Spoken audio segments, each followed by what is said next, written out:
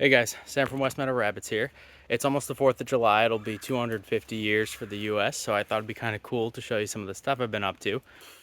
I'm standing here on an old New England road that is actually older than the US, and something that'll jump out right away is this massive gully that's formed. You can see pretty clearly the old stone walls on either side of the border of the road. This right here is the original road grade, and then it drops almost 5 feet into this massive gully. And this road has essentially become a first order stream that comes blasting down here and gets deeper with every year. The water runs off on both sides from this forest, out and down into a stream that forms on my property and then heads and feeds into the Exeter River. So that's not good for a lot of reasons. Obviously, we're having a ton of erosion. This is clearly a man-made channel. A natural stream wouldn't run like this and would also infiltrate much more slowly. And this has basically happened because the road hasn't been maintained in more than 100 years, but it's technically a legal road. So people take ATVs, and this last rut down here was caused by a ding-dong taking a literal truck down the road. And of course, when these people damage the road, especially in the springtime, look at that right there, they don't pay for the maintenance. They don't have to maintain it, and so the damage is done, nobody pays for it, and nobody fixes it, which isn't a great situation. So we're taking matters into our own hands here.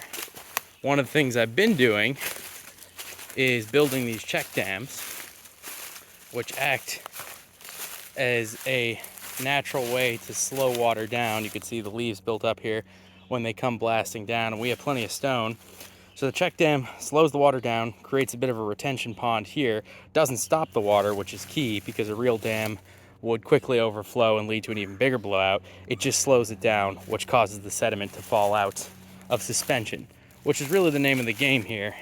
And repairing that check dam here today, I had to take down a red maple that isn't much used for anything. It was just a problem tree, but it did have a ton of this leafy green new growth. So what we're doing is we're stuffing this gully with all these branches. When you get out of the way.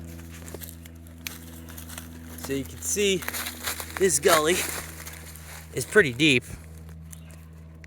significantly deeper than my hand. And what we're doing is we're going to completely stuff it several times over with these leaves. Then we're going to take these old rotted logs and some other bigger branches and weigh this down.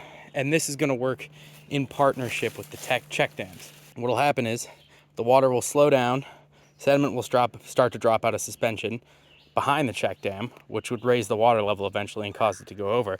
But at the same time, in front of it, we're going to have this slowing the water down as it comes out.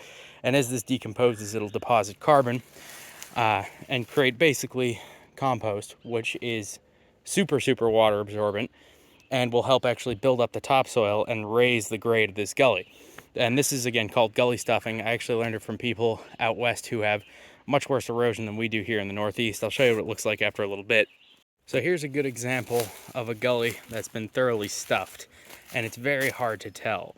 So the road grade starts to flatten out here, and then it drops down this cliff and then heads down into the much deeper channel as the slope picks up here. So what we've done is 3 things.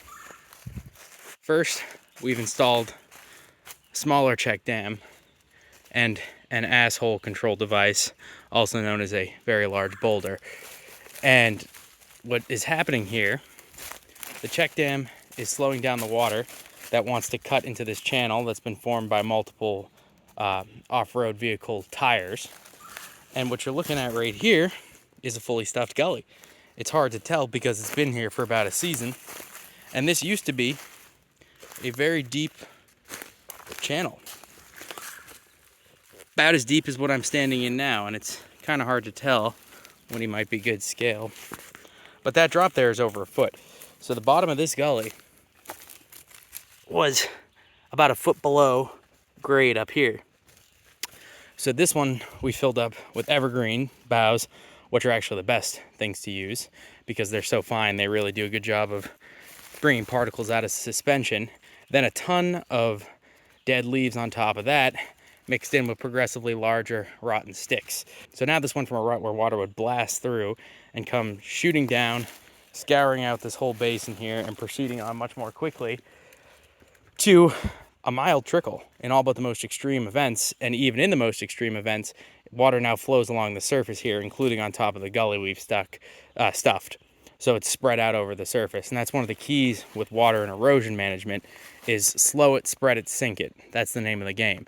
So we're slowing it with the check dam and simultaneously spreading it out so the impacts aren't as concentrated, which means that the erosion pressure isn't as great, which means it doesn't pick up as much sediment, which means the ground isn't as much disturbed. You get the idea.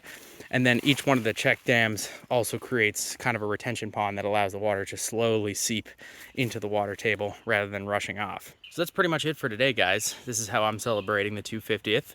We live in a great country. We're super lucky to be here. We have a lot of great natural resources, and I'm lucky enough to be in a position where I can help fix some of the, let's call them missteps of the past, right? This is a super cool historical road, and its situation has been made worse by people being irresponsible in the present.